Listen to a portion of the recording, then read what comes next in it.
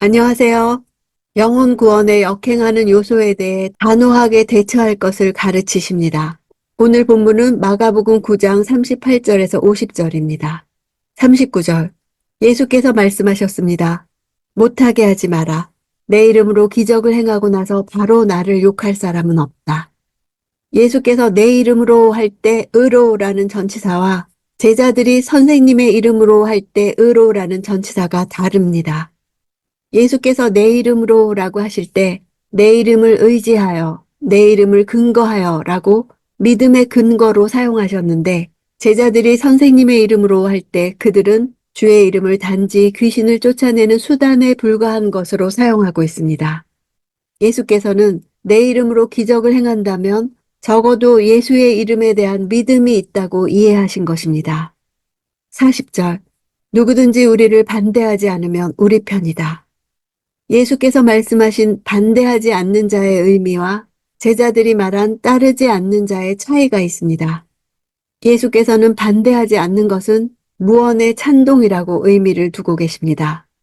행동만을 주시하시는 것이 아니라 근본적으로 그 행동 이면에 숨겨져 있는 마음을 보고 계시는 것입니다. 반면에 제자들은 따르지 않는 자의 행위가 자신들과 동일하지 않다는 것만을 말하고 있습니다. 41절. 내가 너희에게 진실로 말한다. 너희가 그리스도의 사람인 것을 알고 너희에게 물 한 잔이라도 주는 사람은 반드시 자기가 받을 상을 잃지 않을 것이다. 어린아이 하나를 영접한 것이 그리스도를 영접한다는 말씀처럼 물 한 그릇의 대접 또한 그리스도를 대접한 것이나 마찬가지입니다. 이런 대접은 단순한 자비심에서 근거한 것이 아니라 그리스도에 대한 헌신이 있어야 가능한 것이기 때문입니다. 마가복음 당시 그리스도의 사람은 회피의 대상이지 환영의 대상이 아니었습니다. 그리스도의 사람인 것을 알고도 대접하는 것은 용기가 필요했습니다. 비록 세상에서는 미약하게 보이는 존재일지라도 하나님의 자녀는 하나님의 개별적인 관심을 받고 있는 존재입니다. 하나님의 자녀의 권세가 결코 업신여김을 받을 수 없음을 말해줍니다. 또 다른 사람에게 행한 지극히 사소한 일도 하나님께 모두 알려진다는 사실을 보여줍니다. 자기가 받을 상이란 그에게 돌아오게 될 것으로 정해져 있는 보상이란 뜻으로 그 사람을 주님은 결코 잊지 않으시고 합당한 보상을 주시겠다는 것입니다. 42절. 또 누구든지 나를 믿는 어린아이들 중 하나라도 죄짓게 하는 사람은 차라리 큰 맷돌을 목에 달고 바다에 던져지는 것이 나을 것이다. 어린아이들은 실제 어린아이를 말하기보다 아직 믿음이 연약한 사람들을 말합니다. 이 세상에서 세력과 지위와 힘을 가지고 있지 않지만 예수께 대한 순수한 신앙을 가진 자를 뜻합니다. 당시 로마의 처형법 중 하나는 맷돌의 구멍에 목을 매게 해서 바다에 가라앉게 만드는 것이었습니다. 이러한 처형 방법은 영적 세계의 무지한 이교도들이 바다에서 죽은 자들은 죽은 자들이 머무는 사후 세계로 가지 못한다고 생각한 데서 나온 것입니다. 사람들이 하찮게 생각하는 연약한 형제를 죄짓게 하는 일은 바다에 수장되어 죽임을 당하는 형벌이 오히려 더 나을 정도로 하나님으로부터의 형벌이 크다는 뜻입니다. 그런 자들을 죄짓게 해 받을 형벌보다 차라리 큰 맷돌을 목에 달고 바다에 던져지는 형벌이 낫다는 것입니다. 절대로 예수 믿고 의지하는 성도들을 넘어지게 하는 일이 있어서는 안 됨을 요구하시는 것입니다. 43절. 내 손이 너를 죄짓게 하거든 잘라버려라.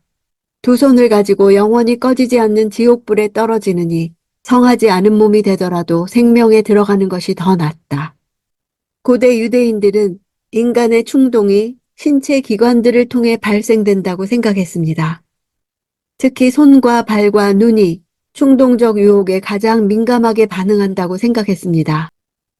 또한 팔레스틴 사람들은 그 죄와 관련 있는 신체의 해당 기관이 각기 죄에 대하여 책임져야 한다고 생각했으므로 예수께서는 그들의 사고방식에 맞추어 손과 발과 눈을 거론하신 것입니다. 손과 발과 눈은 유혹의 도구나 수단에 불과한 것일 뿐 죄의 원인과 동기와 근원은 악한 생각, 즉 마음에서 생겨나는 것입니다. 따라서 잘라내버리라는 경고의 말씀은 죄의 뿌리를 제거하라는 뜻입니다. 마음 한켠이 부패하면 내 존재 자체에 영향을 미칩니다. 분노를 절제 못하는 입술이나 가서는 안 되는 곳을 가는 발이나 결코 만족을 모르는 눈이나 말씀을 반역하는 행동이나 죄에 대해 철저하고 무자비하게 다루라는 말씀입니다. 왜냐하면 이 지상에서의 삶보다 더 중요한 것이 있기 때문입니다. 생명을 얻기 위해서는 죄를 짓게 하는 근원에 대한 결단이 필요하다는 것입니다. 지옥이라는 단어 게헨나는 히브리어 흰놈의 아들의 골짜기 또는 흰놈의 골짜기라는 단어를 음역한 것입니다.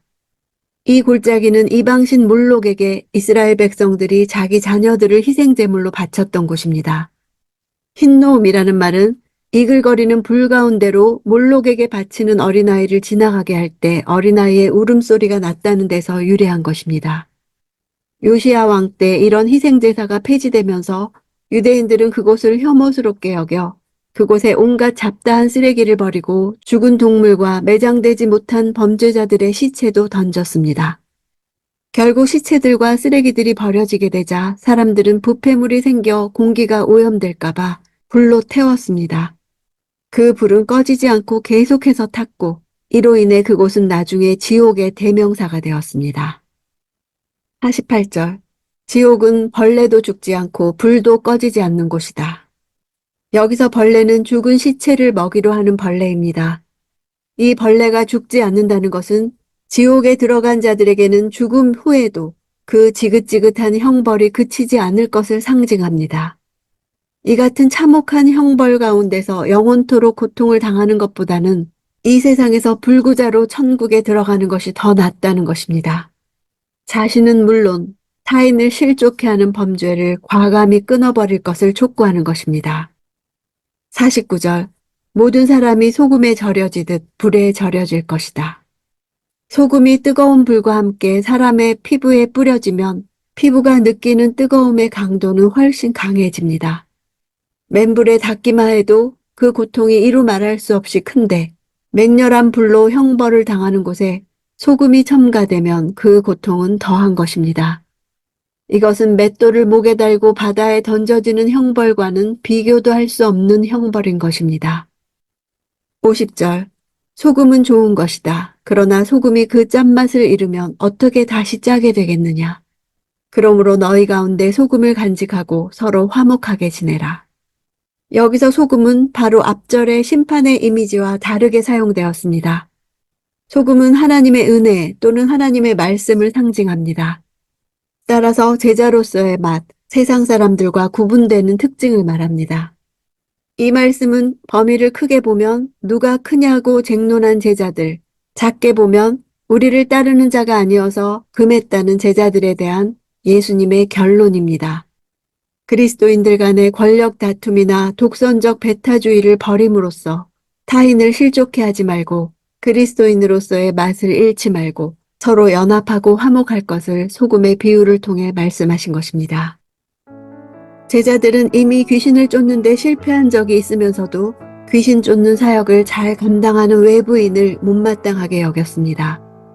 귀신 쫓기를 금한 행위 뒤에는 제자들의 시기심이 숨어 있고 제자들이 찾은 명분에는 외부인들에 대한 배타심과 사역과 권세를 독점하려는 집단 이기주의가 숨어 있습니다. 이에 예수께서는 하나님 나라를 세우는 공동 목표가 있으므로 이 목표가 방해받지 않게 동역자들과 더불어 함께 일하는 법을 가르쳐 주십니다. 누구를 통해서든지 귀신이 쫓겨가고 복음이 전파되는 것을 기뻐해야 할 것입니다. 그렇지 않으면 각기 폐쇄적인 집단이 될 수 있습니다. 이것은 예수 이름으로 사역을 하지만 소속이 다른 사람을 대하는 원리입니다. 그리스도인 단체들은 서로 반대하지 않으면 서로 돕고 있는 셈입니다. 예수께서 기준이 되십니다. 예수와 함께하며 예수와 함께 모으는 사람이라면 같은 집단에 속해 있지 않더라도 우리를 위하는 자들입니다.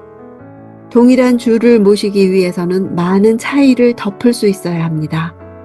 복음을 전하는 자들은 권력 투쟁의 대상이 아니라 하나님 나라 사역의 동역자들입니다. 교회는 오래도록 찢기고 상해왔습니다. 제자로서의 구별됨을 간직하고 서로 화목하게 지내라는 것이 예수님의 결론입니다.